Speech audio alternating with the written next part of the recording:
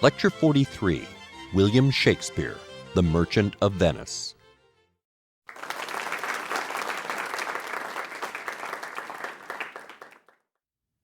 How do you introduce someone who needs no introduction?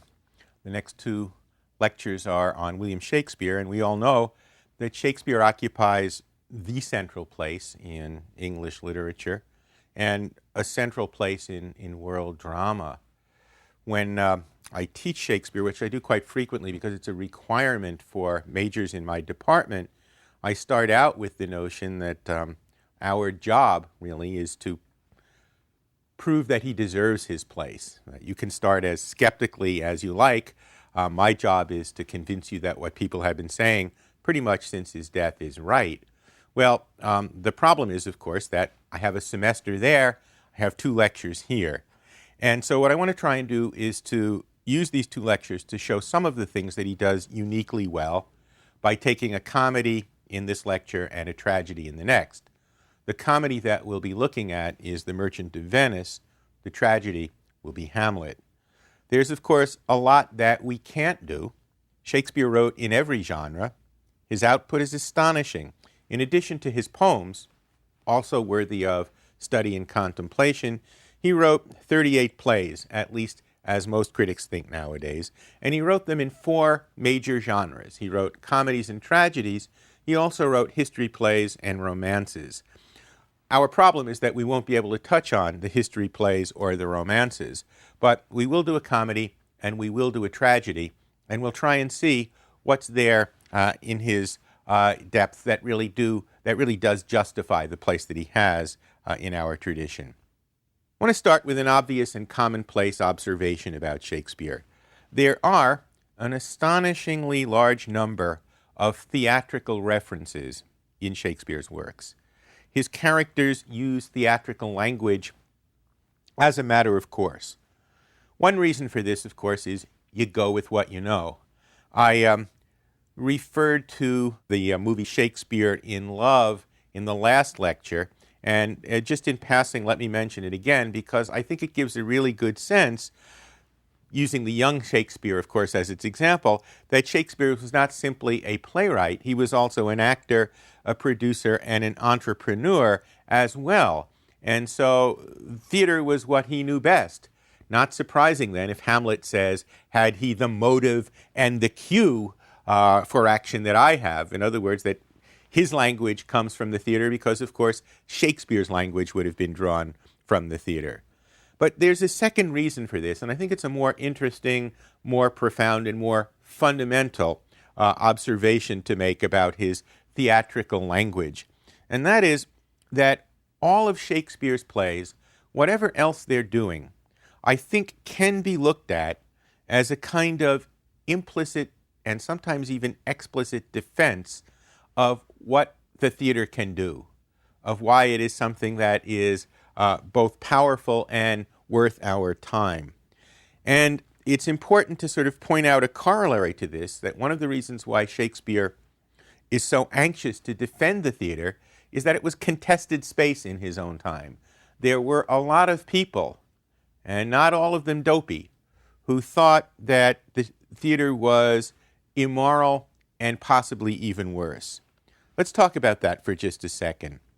First of all, it had to deal with the issue that, like all literature, it didn't literally tell the truth. Okay? Literature tells lies. Theater, as an extension of this, tells lies. The stuff that you're talking about never really happened. And there are people who object to that. People whose good faith we have to accept who object to that. It's also interesting that plays and the theater was thought to be dangerous. Plays in the theater were thought to be dangerous because they could touch on controversial issues in Shakespeare's time. No direct politics, no direct religion on the Elizabethan stage because too much was going on in the real world to make that appropriate. People, in other words, could get in big trouble if they didn't pay close attention to what the censors were telling them. Again, just as a point of reference, the movie Shakespeare in Love does a good job of showing how that was the case. Most of all, though, at its root, there was a serious religious issue. One of the new takes on Hamlet, at least new in the last 10 years, is the Kenneth Branagh movie production. What somebody would look at who objected to that kind of thing would say, that's not Hamlet up there. That's an actor named Kenneth Branagh playing the part of Hamlet. For many folks, this was a serious issue. In religious terms, God is the only one who is able to create. What you're doing by impersonating somebody else is implicitly playing God, and so you are blaspheming. The folks who wanted to close down the theater thought that the theater was blasphemy. It's in that context, I think, that we have to take a look at Shakespeare's theatricality. And I think we can look at it as a kind of response to all of these negatives in one way or another. It's pretty obvious, we'll talk about Hamlet in the next lecture, it's pretty obvious how Hamlet calls attention to theatricality. At the dead center of the play is a play within a play. And you can't really call attention to what you're doing on the stage in a more forceful way than that. The way that comedy characteristically does this is through the notion of disguise.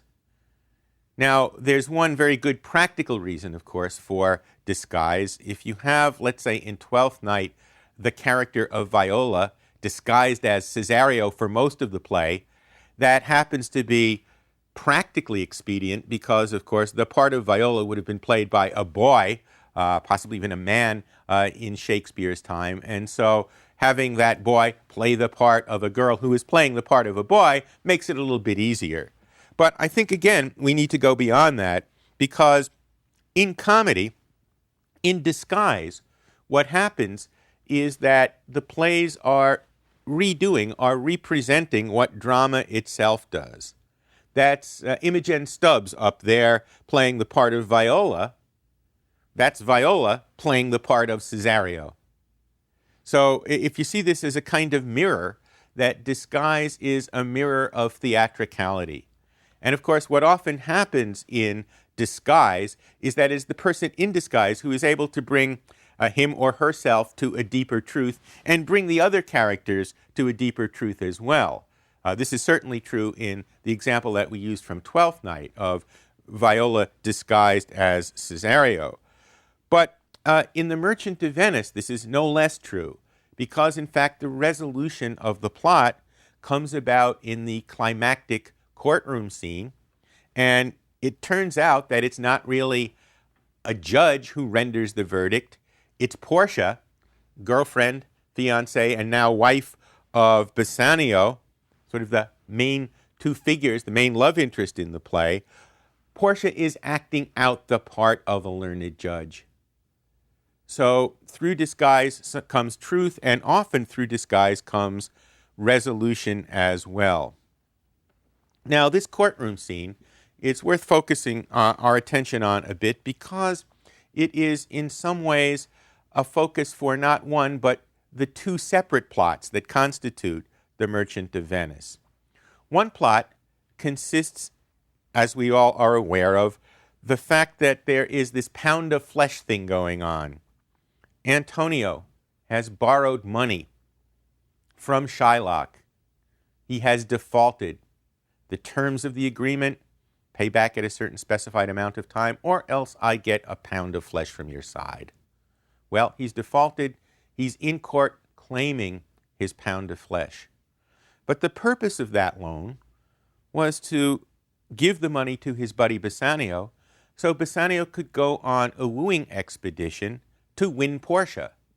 So you have really two separate plot lines, the wooing of Portia, the pound of flesh. They come together significantly in the courtroom scene. What I want to suggest is that that is another absolute rock-bottom sign of Shakespeare's artistry. The presence of double plots is almost the defining characteristic of what Shakespeare is all about. It's, I think, important because it's one of the most difficult things. I mentioned before that I teach Shakespeare almost every year. In getting folks to read Shakespeare who don't have much experience with him, that's the hardest thing to get them to learn to read because we expect things to go A leads to B leads to C. And what Shakespeare more often does is you have A and then you have A prime before you get back to B. And so, to use a musical analogy, it's a lot more like harmony than melody, where one thing sort of plays off each other vertically rather than continuing along horizontally. This is something that it takes a while to get used to, especially since those two plots are going to, in some ways, come together at some point. They're going to be thematically related. It's just that in terms of following the narrative of a Shakespeare play, it's very difficult and something that takes a certain amount of practice simply because it's not part of our expectation. To my mind, again, this has a lot to do with my experience as a teacher of Shakespeare. Learning the double plotting is more difficult than learning about his exuberant language. That's something that can come with practice, and I certainly wouldn't want to say it's a slam dunk.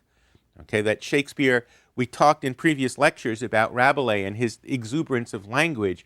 Shakespeare piles metaphor on top of metaphor, and sometimes we get lost. Okay, and this is the we here is not students coming to the plays for the first time or folks who have only seen a few plays. It's all of us, from the seventh grader seeing her first play to somebody who's been teaching Shakespeare for 30 years. All of a sudden I'll come across a passage, especially in a play that I haven't taught for a while, and I have to puzzle over it.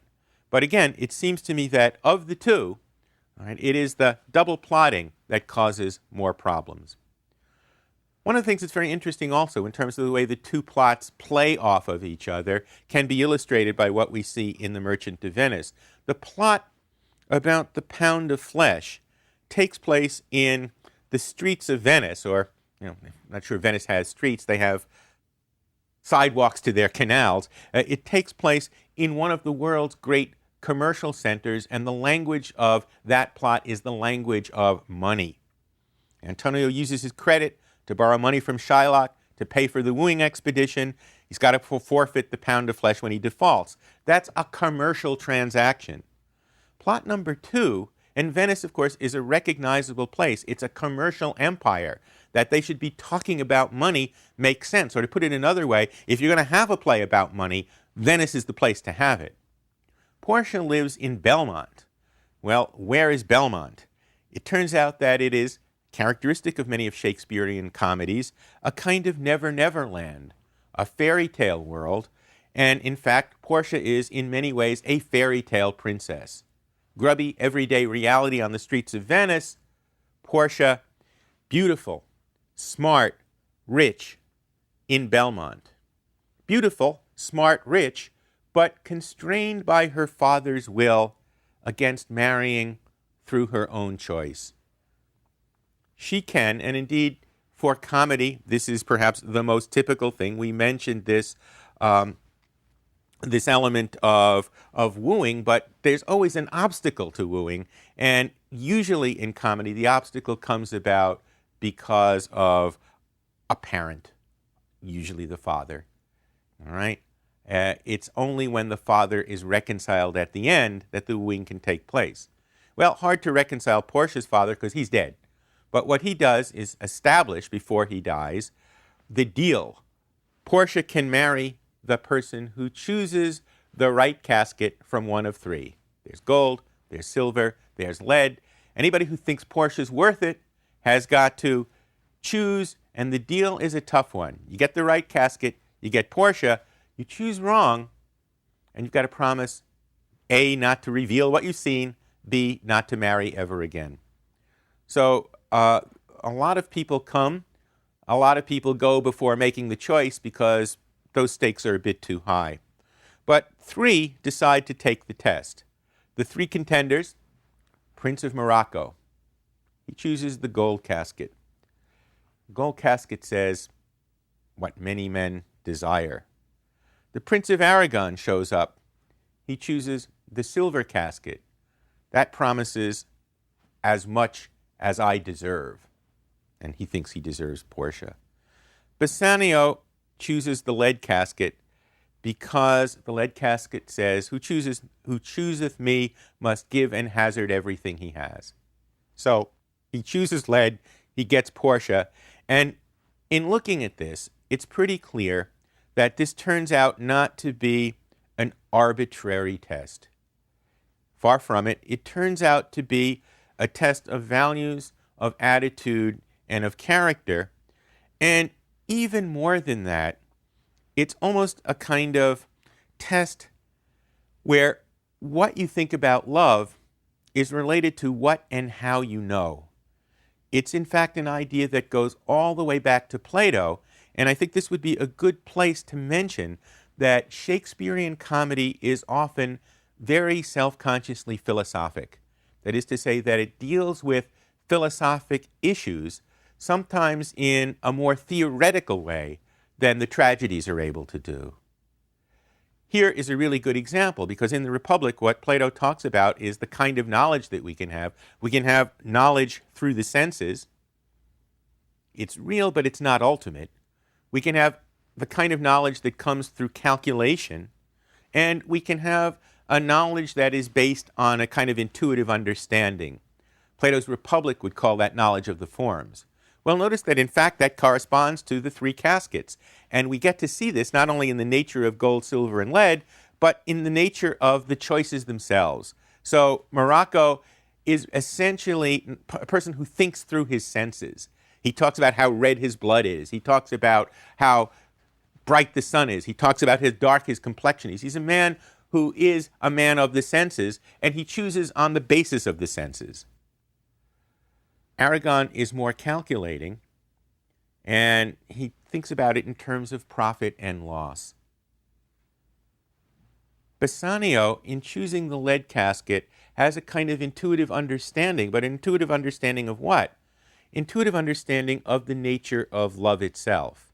In other words, what Bassanio intuits is that if love is anything, it is hazarding everything that you have. It's taking a great leap out there. If you don't do that, it's not love. If you think it can be won by calculation, it's not love. If you think it can be won by the senses, it's not love, whatever else it might be. So that you have essentially this theory of knowledge where you're moving up the ladder, which turns out to be something that applies very nicely to love. So one thing to say is that it embodies a theory of love that fits very nicely with the right guy getting the right girl, overcoming the father's obstacle. And then at the end, maybe we figure, hey, father wasn't as dumb as he looked. He really did see this as a test. When you have a daughter who is beautiful and rich, all right, you don't want to have her out there there are all kinds of people who might want her for wrong reasons. But what's also interesting about this is that this theoretical discussion of love, this theoretical discussion of knowledge, also applies very nicely to what the other plot is all about. The other plot is about money. What should our attitude be about money? Well, there are lots of different takes on that one. If this were a play not about the Merchant of Venice, but about Francis of Assisi would say, give it all away. Money is dung. But people in Venice don't think that way. This is a commercial empire, and Francis would have as much success in Venice as he would have selling that one to Wall Street or Silicon Valley. In Venice, money talks, but the question really is, with what voice should money talk? And again, if you apply it in terms of what we see in the casket plot, it says some things that are very useful about what actually comes to pass when the courtroom scene takes place. Number one, the senses. Sort of like, I don't know if any of you were as fond of Uncle Scrooge comic books as I was in my youth, or maybe that just dates me. But the thing that was great about Uncle Scrooge is that he had 3 cubic acres of money, and he liked to dive around into it as a kind of swimming pool. He liked to be surrounded by it because money really was about touching and feeling. It was a thing in itself, a kind of idol for Uncle Scrooge. Well, Uncle Scrooge would have picked the gold casket. Okay? Now, money can also be about calculating, all right? It seems to me that that makes a lot of sense in Venice because it's about shrewd investments. People who have more of it are the people who invest more shrewdly. And there's no question that that's what Venice is, in some very rock-bottom fundamental way, all about. But it's also true, it seems to me, that there's another attitude toward money, which is exemplified by Antonio, who is, after all, the title character, who is the merchant of Venice, and that is that money is all about risk. Now, it's risk because, in fact, at the beginning of his play, he has sent merchant ships out. If they succeed, he's going to be very wealthy. If they fail, he's going to be very poor. There's a kind of business risk, but also there's a kind of risk in that he is willing to somehow see money connected with ideas of friendship and love. At the very beginning of the play, when Bassanio comes to Antonio and sort of sheepishly says, hey, I'm going to borrow some more money from you, he says, to you, Antonio, I owe the most in money and in love. And I think that that's not just arbitrary about the two of them. I think that what the play is saying is that if you know something about your attitude toward one, it's going to govern your attitude toward the other. Shylock is an also very good illustration of this in a kind of negative way. One of the things that happens to Shylock, this is all about wooing, and if you have one pair of lovers, why not two? And if you have two, why not three? The third pair turns out to be Shylock's daughter. And Shylock's daughter gets rid of her parents, or her father's obstacles by running away and by stealing a whole lot of his money. So you have a kind of third pair of Shylock's daughter sort of forming this marriage alliance against Shylock's will. When Shylock finds out about it, what he says, important, characteristic, my daughter, my ducats. My daughter, my ducats. He's somebody who genuinely loves his daughter, but he loves his ducats more. And a good deal of the tragic part of the play can be seen there. One of the things that's very interesting, of course, about Shakespearean comedies is they always have tragic elements to them, just as there's an enormous amount of comedic hanky-panky in the tragedies. Okay? Let's get back, I guess, to that central scene that started us in all of this, what takes place in the courtroom. Bassanio has won the girl, but he's about to lose his friend because Shylock is about to extract the pound of flesh. And that is another one of the interesting major themes in Shakespeare, especially in the comedies. What is the relationship between friendship and romantic love? One of the things that happens in the play, for example, is that at the very beginning, Antonio talks about how sad he is. An awful lot of critics have spilt an awful lot of ink to find out about the sadness of Antonio. Well, one of the things that's very interesting is that by the end of the play, he's the only one who hasn't been paired up with somebody else. That those wedding bells are breaking up, that old gang of his, and he's sort of left out there in some ways. And in fact, one of the things that seems to be happening is that he's left out there in a more precise way by the fact that with all of this wooing stuff that Bassanio is doing with Portia, he sort of forgets about the fact that his buddy, who lent him the money to do this, is about to be carted off first to the courtroom and then to the, essentially the butcher's block while they take a pound of flesh from his side. It's up to Portia to put these two things together, suggesting that she sees something of the relationship between friendship and love. But it's a real question, a question that all of us have to face, I think. Once we get married, we decide to make that move and get married, what happens to all of our previous friendships? Are they somehow incorporated into this new relationship? Do they go their own way and just sort of disappear? Shakespeare's very conscious of that sort of thing because he sees the way in which marriage is something more than simply a relationship between the two lovers. Anyhow, all of this is to say a whole lot, I think, about the way in which the plots come together, and that you can't really meaningfully talk about money without also talking about love, and vice versa. Well, one place in which this comes together very famously is in the courtroom drama itself.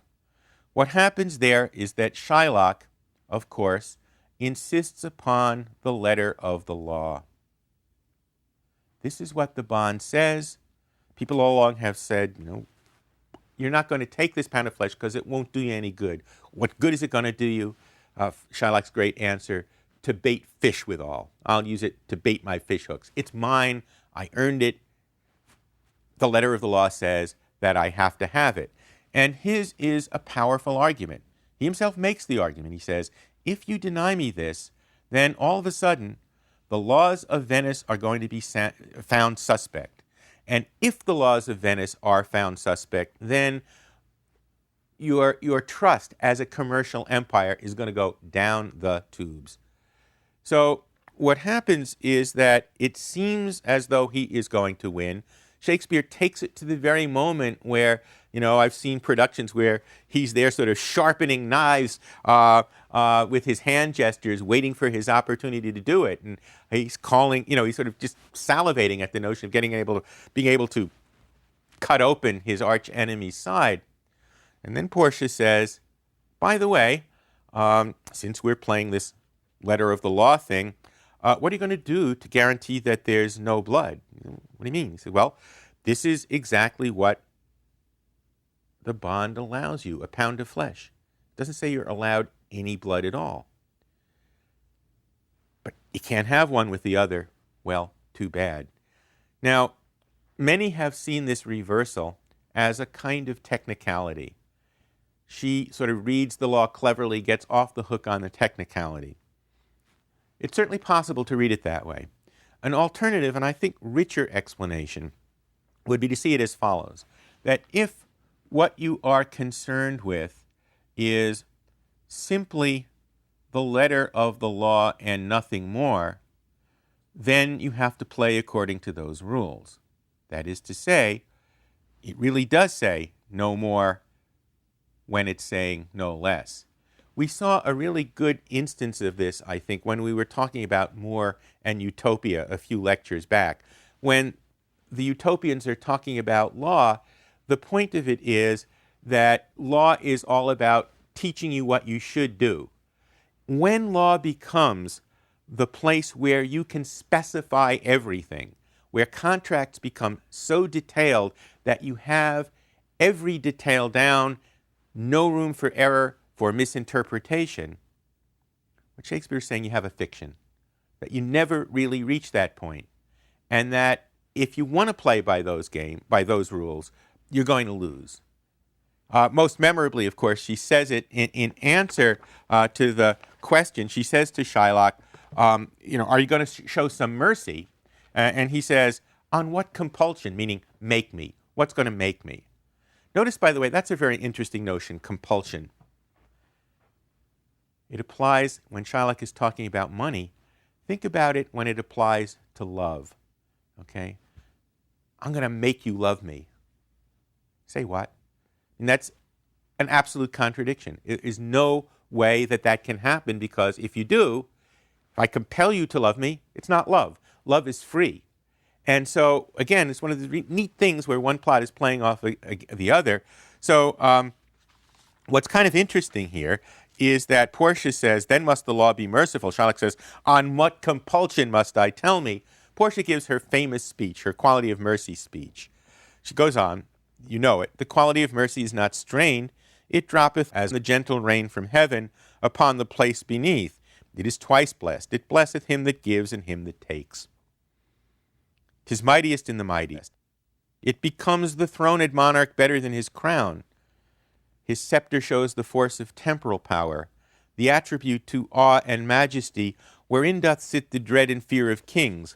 But mercy is above this sceptred sway. It is enthroned in the hearts of kings. It is an attribute to God himself, and earthly power doth then show likest God's, when mercy seasons justice. Therefore, though justice be thy plea, consider this, that in the course of justice none of us should see salvation. We do pray for mercy, and that same prayer doth teach us all to render the deeds of mercy. Now, what I find interesting about this, in terms of what we've been saying about the double plot, is that, of course, it's a final plea to Shylock. He rejects it, and so, therefore, she has to do the little twist where she says, okay, you get the pound of flesh, but you don't get any blood. If you get the blood, we're going to have to kill you, too. But what's interesting is that it applies not only to the Shylock situation, it applies also to the way in which she is being merciful to her new husband, the way in which she is understanding that that's what the nature of their love is all about. It is necessary for her to do this for him as part of their love. In any case, to sort of sum up, Shakespeare foregrounds in this play all the ways in which theater is a lie through disguise, through the outrageous implausibility of larger-than-life villains and fairy tale princesses, but he suggests that through this lie we can come to explore the deeper truths of the two worlds of Venice and Belmont.